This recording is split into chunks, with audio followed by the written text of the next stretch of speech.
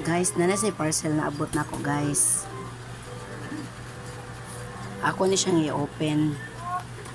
Ako balik og video ako ipakita ninyo yung humanan. Look at guys, it's so nice. It's so nice. Non-stick siya guys, nakaha guys. Kaha. Non-stick siya, nasa takob. Nasa ano. Non-stick siya. Look at guys. It's non-stick.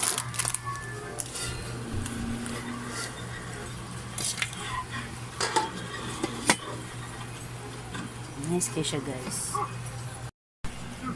Kalipay naman gid na nato mga asawa basta na mga bagong kuan sa balay, mga gamit.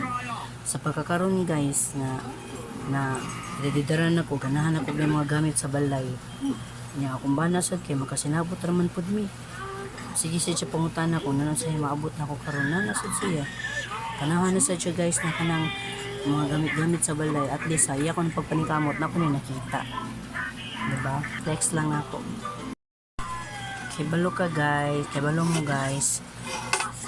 Ako, mura na chikog na buwang siya pero kay kalipay naman gid nako pag-ayo ka na mga bagong gamit sa balay, pareha na mga figurines, mga something pang kusina or something pang display na nagid kay ko ana guys na masipang collection guys kay nice man jud kay tan-awon guys kung ang mong balay na ibag makita.